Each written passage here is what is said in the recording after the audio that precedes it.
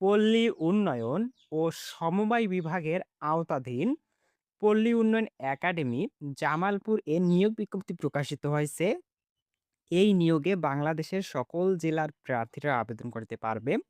আর এই নিয়োগটি হচ্ছে পূর্ণ নিয়োগ বিজ্ঞপ্তি। যাদের শিক্ষাগত যোগ্যতা এসএসসি পাস, এইচএসসি পাস ও স্নাতক বা সমমানের ডিগ্রি রয়েছে তারা আবেদন করতে পারবে। এই নিয়োগে ২৭ ক্যাটাগরি পদ রয়েছে। আর হচ্ছে এই পিডিএফ ফাইলটি ডাউনলোড করে আপনি দেখে নেবেন কোন পদে আবেদনের জন্য কিরকম যোগ্যতা লাগবে। পিডিএফ ফাইল কিভাবে ডাউনলোড করবেন? পিডিএফ ফাইল ডাউনলোড করার জন্য যারা YouTube থেকে ভিডিওটি দেখতেছেন অবশ্যই ভিডিও ডেসক্রিপশনে লিঙ্ক দেওয়া থাকবে। সেই লিঙ্কে ক্লিক করলে আপনি পিডিএফ ফাইল ডাউনলোড করতে পারবেন। আর যারা Facebook থেকে দেখতেছেন অবশ্যই Facebook পেজে ১ম এ যাবেন। যাওয়ার পর Facebook পেজে ১ম এ প্রবেশ করার পর উপরে লার্ন মোর বাটন দেখতে পারবেন। সেখানে ক্লিক করলে আপনি পিডিএফ ফাইল ডাউনলোড করার অপশন পেয়ে যাবেন।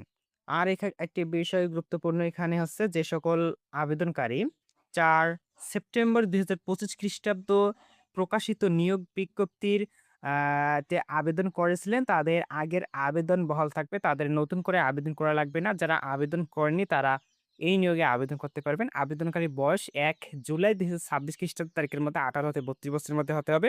তবে ক্রমিক নং ১ পদের জন্য সর্বোচ্চ ৪৫ বছর, ক্রমিক নং ২ পদের ক্ষেত্রে সর্বোচ্চ ৪০ বছর এবং ক্রমিক নং ৩ পদের ক্ষেত্রে সর্বোচ্চ ৩৫ বছর হইতে হবে। বয়স প্রমাণের ক্ষেত্রে অ্যাফিডেভিট গ্রহণযোগ্য নয়।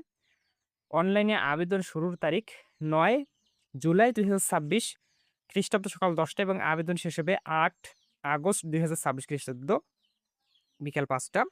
যারা আবেদন করতে আগ্রহী রয়েছেন অবশ্যই পিডিএফ ফাইলটি ডাউনলোড করে আ ভালোভাবে আ দেখবেন আগে কোন পদে কিরকম যোগ্যতা লাগবে। অবশ্যই পিডিএফ ফাইলটি দেখে শুনে তারপর আবেদন করবেন। আর পিডিএফ ফাইল কিভাবে ডাউনলোড করবেন সেই বিষয়টি তো আপনাদের আগেই বলে দিচ্ছি। আবারও বলতেছি যারা YouTube থেকে দেখতেছেন অবশ্যই ভিডিও ডেসক্রিপশনে লিঙ্ক দেওয়া থাকবে। সেখানে ক্লিক করলে পিডিএফ ফাইল ডাউনলোড করতে পারবেন।